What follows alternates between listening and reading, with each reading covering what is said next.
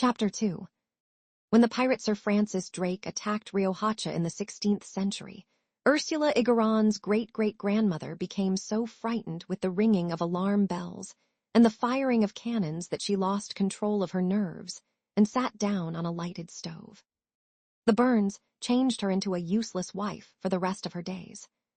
She could only sit on one side, cushioned by pillows, and something strange must have happened to her way of walking, for she never walked again in public.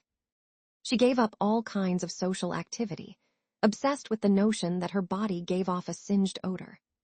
Dawn would find her in the courtyard, for she did not dare fall asleep lest she dream of the English and their ferocious attack dogs as they came through the windows of her bedroom to submit her to shameful tortures with their red-hot irons. Her husband, an Aragonese merchant by whom she had 2 children, spent half the value of his store on medicines and pastimes in an attempt to alleviate her terror. Finally, he sold the business and took the family to live far from the sea in a settlement of peaceful Indians located in the foothills, where he built his wife a bedroom without windows so that the pirates of her dream would have no way to get in. In that hidden village, there was a native-born tobacco planter who had lived there for some time, Don Jose Arcadio Buendia, with whom Ursula's great-great-grandfather established a partnership that was so lucrative that within a few years they made a fortune. Several centuries later, the great-great-grandson of the native-born planter married the great-great-granddaughter of the Aragonese. Therefore, every time that Ursula became exercised over her husband's mad ideas, she would leap back over 300 years of fate and curse the day that Sir Francis Drake had attacked Riohacha. It was simply a way of giving herself some relief, because actually they were joined till death by a bond that was more solid than love, a common prick of conscience. They were cousins. They had grown up together in the old village that both of their ancestors, with their work and their good habits, had transformed into one of the finest towns in the province. Although their marriage was predicted from the time they had come into the world, when they expressed their desire to be married, their own relatives tried to stop it. They were afraid that those 2 healthy products of 2 races that had interbred over the centuries would suffer the shame of breeding iguanas. There had already been a horrible precedent. An aunt of Ursula's, married to an uncle of Jose Arcadio Buendia, had a son who went through life wearing loose, baggy trousers and who bled to death after having lived 42 years in the purest state of virginity, for he had been born and had grown up with a cartilaginous tail in the shape of a pig's tail that was never allowed to be seen by any woman, and that cost him his life when a butcher friend did him the favor of chopping it off with his cleaver. Jose Arcadio Buendia, with the whimsy of his 19 years, resolved the problem with a single phrase: "I don't care if I have piglets as long as they can talk." So they were married amidst a festival of fireworks and a brass band that went on for 3 days.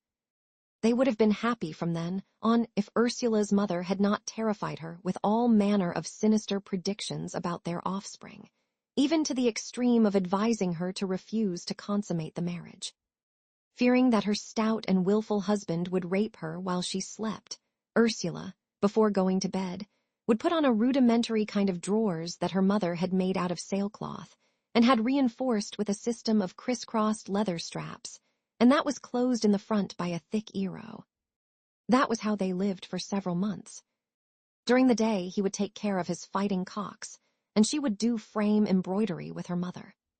At night, they would wrestle for several hours in an anguished violence that seemed to be a substitute for the act of love, until popular intuition got a whiff of something irregular, and the rumor spread that Ursula was still a virgin a year after her marriage because her husband was impotent. Jose Arcadio Buendia was the last one to hear the rumor. "Look at what people are going around saying, Ursula," he told his wife very calmly. "Let them talk," she said. "We know that it's not true." So the situation went on the same way for another 6 months, until that tragic Sunday when Jose Arcadio Buendia won a cockfight from Prudencio Aguilar. Furious, aroused by the blood of his bird, the loser backed away from Jose Arcadio Buendia so that everyone in the cockpit could hear what he was going to tell him. "Congratulations," he shouted. Maybe that rooster of yours can do your wife a favor. Jose Arcadio Buendia serenely picked up his rooster. I'll be right back, he told everyone. And then to Prudencio Aguilar, you go home and get a weapon, because I'm going to kill you. 10 minutes later, he returned with the notched spear that had belonged to his grandfather. At the door to the cockpit, where half the town had gathered, Prudencio Aguilar was waiting for him. There was no time to defend himself. Jose Arcadio Buendia's spear, thrown with the strength of a bull, and with the same good aim with which the first Aureliano Buendia had exterminated the jaguars in the region, pierced his throat. That night, as they held awake over the corpse in the cockpit, Jose Arcadio Buendia went into the bedroom as his wife was putting on her chastity pants. Pointing the spear at her, he ordered, "Take them off." Ursula had no doubt about her husband's decision. "You'll be responsible for what happens," she murmured. Jose Arcadio Buendia stuck the spear into the dirt floor. "If you bear iguanas, we'll raise iguanas," he said. "But there'll be no more killings in this town because of you." It was a fine June night, cool and with a moon, and they were awake and frolicking in bed until dawn, indifferent to the breeze that passed through the bedroom, loaded with the weeping of Prudencio Aguilar's kin. The matter was put down as a duel of honor, but both of them were left with a twinge in their conscience. One night, when she could not sleep, Ursula went out into the courtyard to get some water, and she saw Prudencio Aguilar by the water jar. He was livid, a sad expression on his face, trying to cover the hole in his throat with a plug made of esparto grass. It did not bring on fear in her, but pity. She went back to the room and told her husband what she had seen, but he did not think much of it. "This just means that we can't stand the weight of our conscience." 2 nights later, Ursula saw Prudencio Aguilar again, in the bathroom, using the esparto plug to wash the clotted blood from his throat. On another night, she saw him strolling in the rain. Jose Arcadio Buendia, annoyed by his wife's hallucinations, went out into the courtyard armed with the spear. There was the dead man with his sad expression. "You go to hell," Jose Arcadio Buendia shouted at him. "Just as many times as you come back, I'll kill you again." Prudencio Aguilar did not go away, nor did Jose Arcadio Buendia dare throw the spear. He never slept well after that. He was tormented by the immense desolation with which the dead man had looked at him through the rain, his deep nostalgia as he yearned for living people, the anxiety with which he searched through the house looking for some water with which to soak his esparto plug. "He must be suffering a great deal," he said to Ursula. "You can see that he's so very lonely." She was so moved that the next time she saw the dead man uncovering the pots on the stove, she understood what he was looking for, and from then on she placed water jugs all about the house.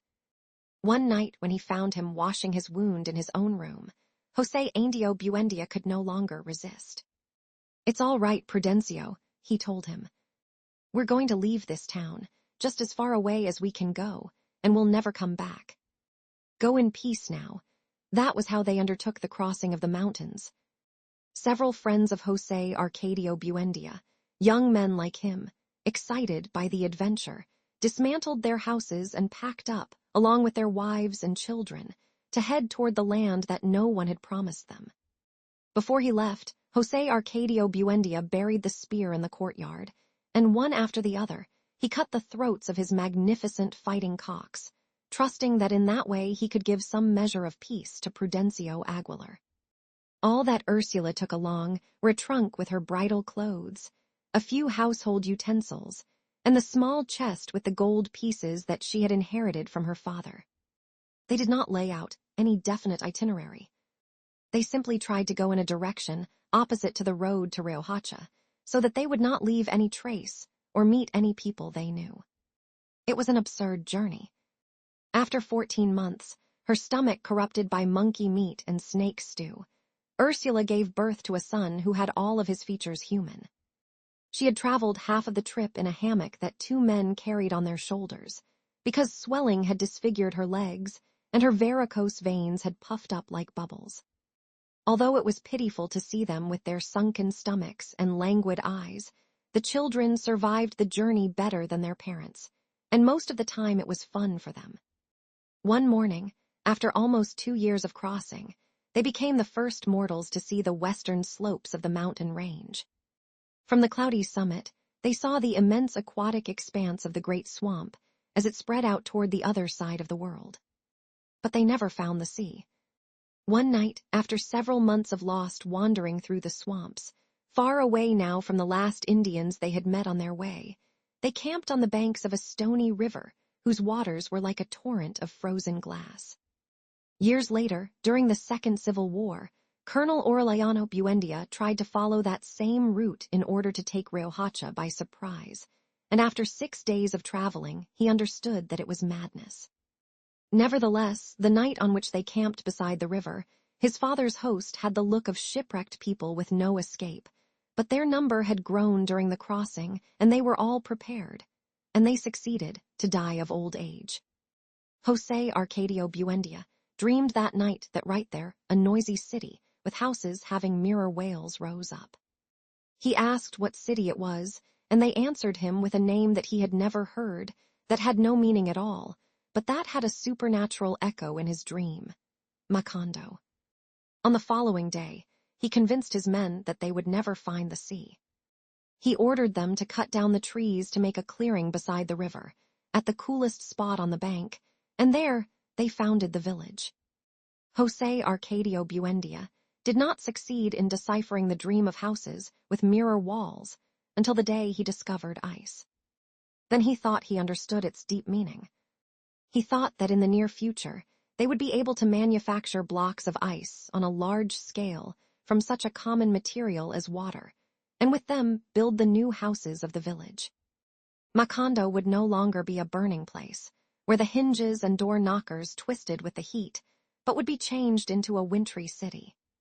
If he did not persevere in his attempts to build an ice factory, it was because at that time he was absolutely enthusiastic over the education of his sons, especially that of Aureliano, who from the first had revealed a strange intuition for alchemy. The laboratory had been dusted off. Reviewing Melquiade's notes, serene now, without the exaltation of novelty, in prolonged and patient sessions, they tried to separate Ursula's gold from the debris that was stuck to the bottom of the pot. Young José Arcadio scarcely took part in the process. While his father was involved body and soul with his water pipe, the willful firstborn, who had always been too big for his age, had become a monumental adolescent. His voice had changed. An incipient fuzz appeared on his upper lip. One night, as Ursula went into the room where he was undressing to go to bed, she felt a mingled sense of shame and pity. He was the first man that she had seen naked after her husband, and he was so well equipped for life that he seemed abnormal. Ursula, pregnant for the 3rd time, relived her newlywed terror. Around that time, a merry, foul-mouthed, provocative woman came to the house to help with the Korea, and she knew how to read the future in cards. Ursula spoke to her about her son. She thought that his disproportionate size was something as unnatural as her cousin's tail of a pig. The woman let out an expansive laugh that resounded through the house like a spray of broken glass. "Just the opposite," she said. "He'll be very lucky." In order to confirm her prediction, she brought her cards to the house a few days later and locked herself up with José Arcadio in a granary off the kitchen. She calmly placed her cards on an old carpenter's bench, saying anything that came into her head, while the boy waited beside her, more bored than intrigued. Suddenly, she reached out her hand and touched him. "Lordy," she said, sincerely startled, and that was all she could say. José Arcadio felt his bones filling up with foam, a languid fear, and a terrible desire to weep. The woman made no insinuations. But José Arcadio kept looking for her all night long, for the smell of smoke that she had under her armpits, and that had got caught under his skin. He wanted to be with her all the time. He wanted her to be his mother, for them never to leave the granary, and for her to say, "Lordy," to him. One day he could not stand it any more, and he went looking for her at her house. He made a formal visit, sitting uncomprehendingly in the living room without saying a word. At that moment, he had no desire for her. He found her different, entirely foreign to the image that her smell brought on, as if she were someone else. He drank his coffee and left the house in depression. That night, during the frightful time of lying awake, he desired her again with a brutal anxiety, but he did not want her that time as she had been in the granary, but as she had been that afternoon. Days later, the woman suddenly called him to her house, where she was alone with her mother, and she had him come into the bedroom with the pretext of showing him a deck of cards. Then she touched him with such freedom that he suffered a delusion after the initial shudder, and he felt more fear than pleasure. She asked him to come and see her that night. He agreed, in order to get away, knowing that he was incapable of going. But that night, in his burning bed, he understood that he had to go wee her, even if he were not capable.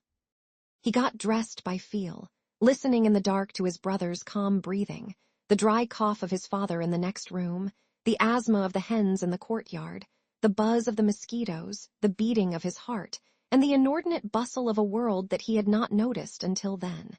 And with all his heart, he wanted the door to be barred, and not just closed as she had promised him. But it was open. He pushed it with the tips of his fingers, and the hinges yielded with a mournful and articulate moan that left a frozen echo inside of him. From the moment he entered, sideways and trying not to make a noise, he caught the smell. He was still in the hallway, where the woman's 3 brothers had their hammocks in positions that he could not see, and that he could not determine in the darkness as he felt his way along the hall to push open the bedroom door and get his bearings there so as not to mistake the bed. He found it. He bumped against the ropes of the hammocks, which were lower than he had suspected, and a man who had been snoring until then turned in his sleep and said in a kind of delusion, "It was Wednesday." When he pushed open the bedroom door, he could not prevent it from scraping against the uneven flow. Suddenly, in the absolute darkness, he understood with a hopeless nostalgia that he was completely disoriented. Sleeping in the narrow room were the mother, another daughter with her husband and 2 children, and the woman who may not have been there. He could have guided himself by the smell if the smell had not been all over the house, so devious and at the same time so definite as it had always been on his skin. He did not move for a long time, wondering in fright how he had ever got to that abyss of abandonment, when a hand with all its fingers extended and feeling about in the darkness touched his face. He was not surprised, for without knowing, he had been expecting it. Then he gave himself over to that hand, and in a terrible state of exhaustion, he let himself be led to a shapeless place where his clothes were taken off, and he was heaved about like a sack of potatoes, and thrown from one side to the other in a bottomless darkness in which his arms were useless. Her name was Pilar Turnera. She had been part of the exodus that ended with the founding of Macondo, dragged along by her family in order to separate her from the man who had raped her at 14 and had continued to love her until she was 22, but who never made up his mind to make the situation public because he promised to follow her to the ends of the earth, but only later on, when he put his affairs in order, and she had become tired of waiting for him, always identifying him with the tall and short, blonde and brunette men that her cards promised from land and sea within 3 days, 3 months, or. With her waiting, she had lost the strength of her thighs, the firmness of her breasts, her habit of tenderness, but she kept the madness of her heart intact. Maddened by that prodigious plaything, José Arcadio followed her path every night through the labyrinth of the room. On a certain occasion, he found the door barred, and he knocked several times, knowing that if he had the boldness to knock the first time, he would have had to knock until the last, and after an interminable wait, she opened the door for him. During the day, lying down to dream, he would secretly enjoy the memories of the night before. But when she came into the house, merry, indifferent, chatty, he did not have to make any effort to hide his tension, because that woman, whose explosive laugh frightened off the doves, had nothing to do with the invisible power that taught him how to breathe from within and control his heartbeat. He was so wrapped up in himself that he did not even understand the joy of everyone when his father and his brother aroused the household with the news that they had succeeded in penetrating the metallic debris and had separated Ursula's gold. They had succeeded, as a matter of fact, after putting in complicated and persevering days at it. Ursula was happy, and she even gave thanks to God for the invention of alchemy, while the people of the village crushed into the laboratory, and they served them guava jelly on crackers to celebrate the wonder, and José Arcadio Buendia let them see the crucible with the recovered gold, as if showing it all around. He ended up in front of his older son, who during the past few days had barely put in an appearance in the laboratory. He put the dry and yellowish mass in front of his eyes and asked him, "What does it look like to you?" José Arcadio answered sincerely, "Dog shit." His father gave him a blow with the back of his hand that brought out blood and tears. That night Pilar Ternera put arnica compresses on the swelling, feeling about for the bottle and cotton in the dark, and she did everything she wanted with him as long as it did not bother him, making an effort to love him without hurting him. They reached such a state of intimacy that later, without realizing it, they were whispering to each other. "I want to be alone with you," he said. "One of these days I'm going to tell everybody, and we can stop all of this sneaking around." She did not try to calm him down. "That would be fine," she said. "If we're alone, we'll leave the lamp lighted so that we can see each other, and I can holler as much as I want without anybody's having to butt in, and you can whisper in my ear any crap you can think of." That conversation, the biting rancor that he felt against Hai. In a spontaneous way, without any preparation, he told everything to his brother.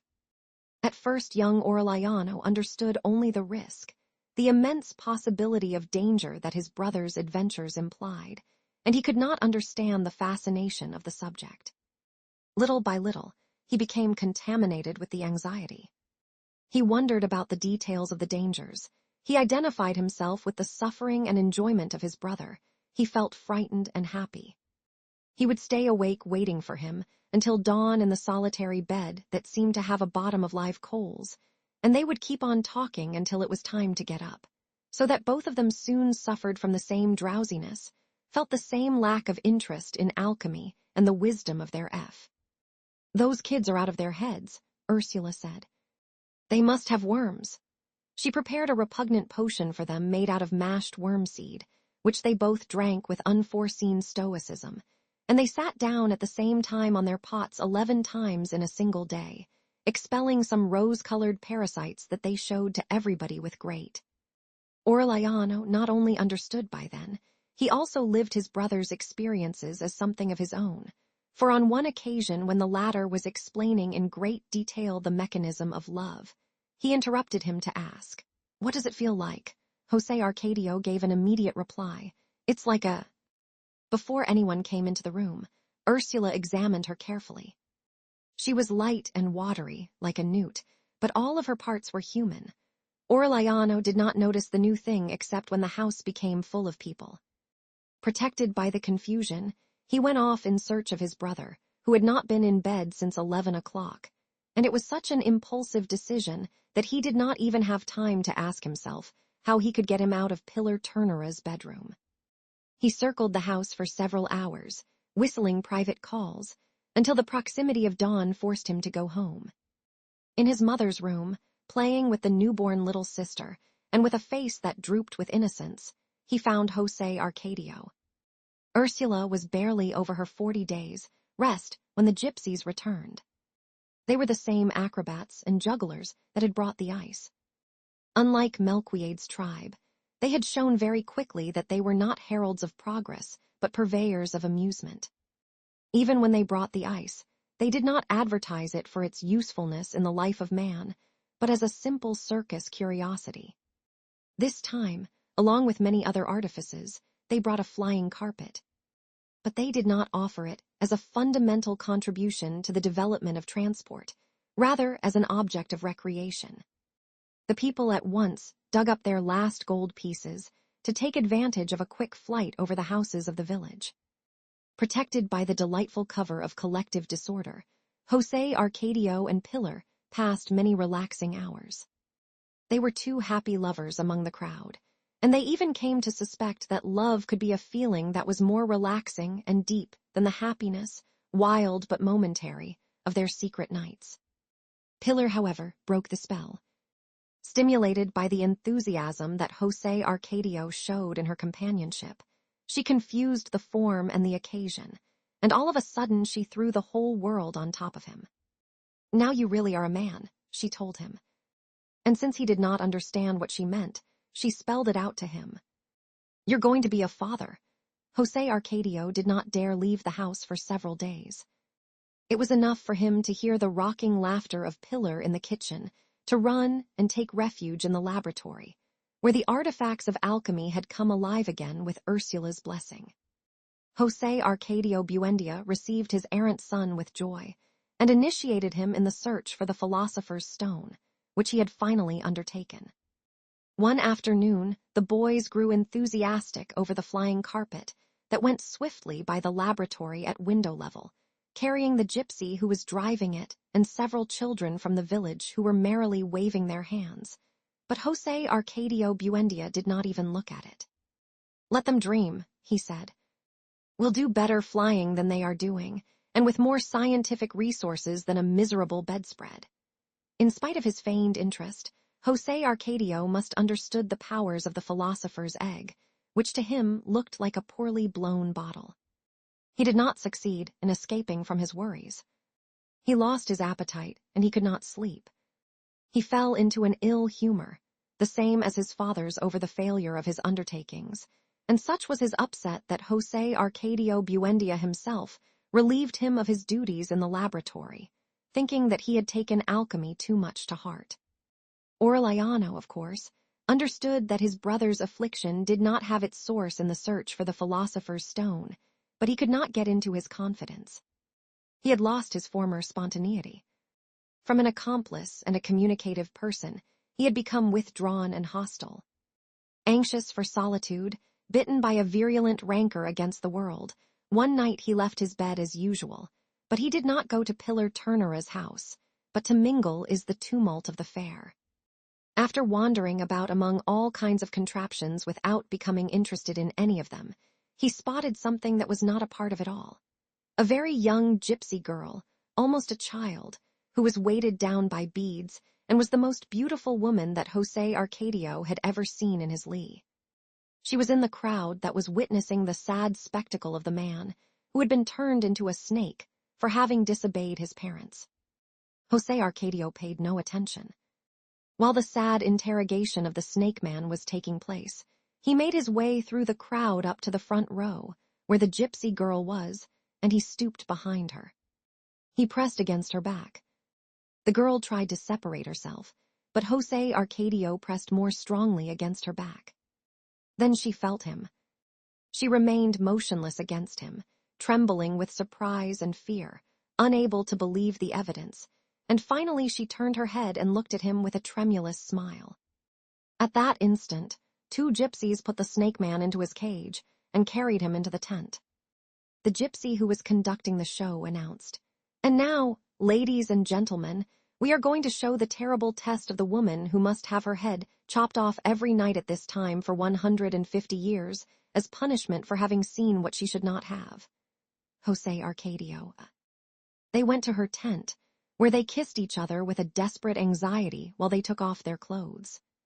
The gypsy girl removed the starched lace corsets she had on, and there she was, changed into practically nothing.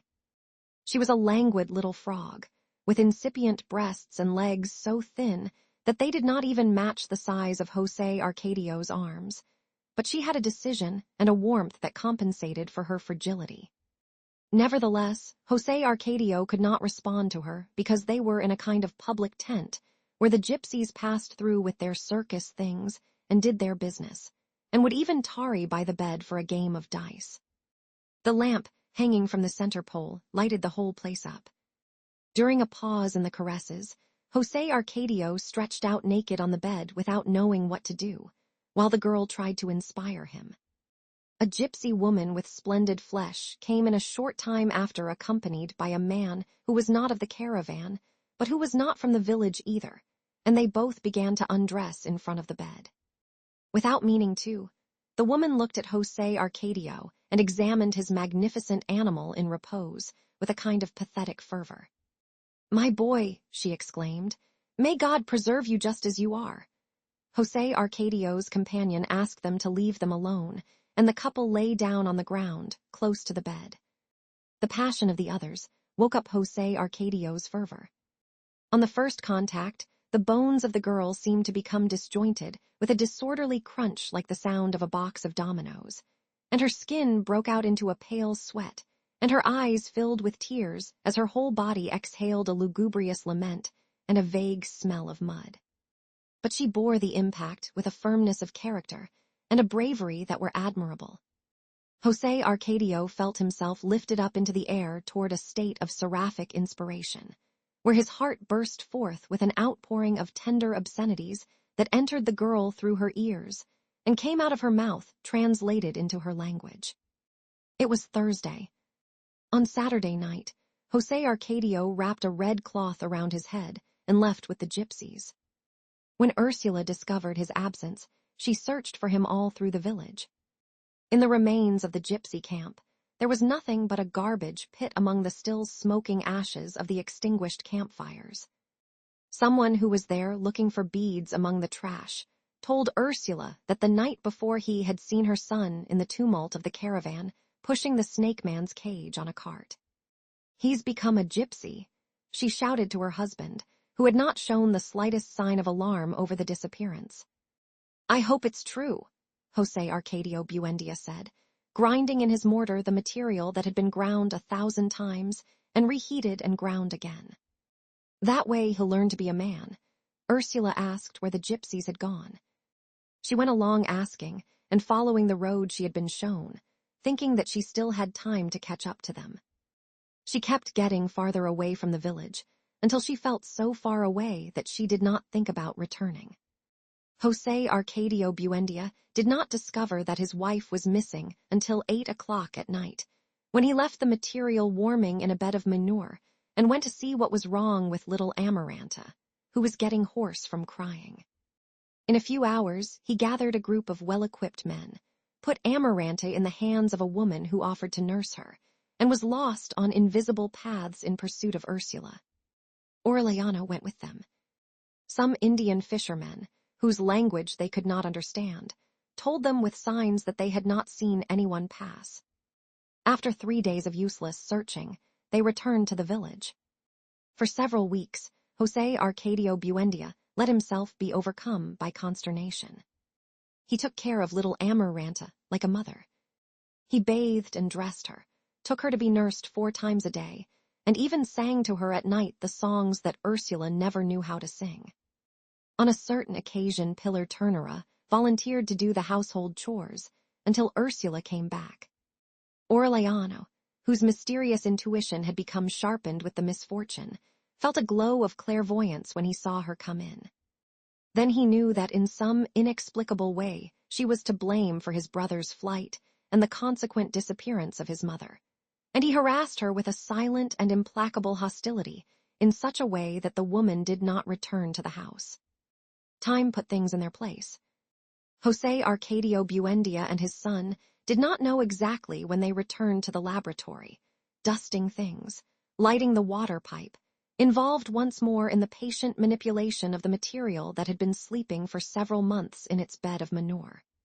Even Amaranta, lying in a wicker basket, observed with curiosity the absorbing work of her father and her brother in the small room where the air was rarefied by mercury vapors. On a certain occasion, months after Ursula's departure, strange things began to happen. An empty flask that had been forgotten in a cupboard for a long time became so heavy that it could not be moved. A pan of water on the work table boiled, without any fire under it for a half-hour, until it completely evaporated. Jose Arcadio Buendia and his son observed those phenomena with startled excitement, unable to explain them, but interpreting them as predictions of the material.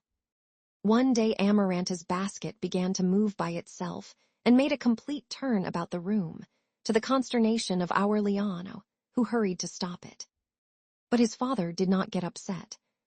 He put the basket in its place and tied it to the leg of a table, convinced that the long-awaited event was imminent. It was on that occasion that our Leano heard him say, "If you don't fear God, fear him through the metals." Suddenly, almost 5 months after her disappearance, Ursula came back. She arrived exalted, rejuvenated, with new clothes and a style that was unknown in the village. José Arcadio Buendia could barely stand up under the impact. "That was it," he shouted. "I knew it was going to happen." And he really believed it, for during his prolonged imprisonment as he manipulated the material, he begged in the depth of his heart that the longed-for miracle should not be the discovery of the philosopher's stone, or the freeing of the breath that makes metals. But she did not share his excitement. She gave him a conventional kiss, as if she had been away only an hour, and she told him, "Look out the door." José Arcadio Buendia took a long time to get out of his perplexity when he went out into the street and saw the crowd. They were not gypsies. They were men and women like them, with straight hair and dark skin, who spoke the same language and complained of the same pains. They had mules loaded down with things to eat, ox carts with furniture and domestic utensils, pure and simple earthly accessories put on sale without any fuss by peddlers of everyday reality. They came from the other side of the swamp, only 2 days away, where there were towns that received mail every month in the year, and where they were familiar with the implements of good living. Ursula had not caught up with the gypsies, but she had found the route that her husband had been unable to discover in his frustrated search for the great inventions.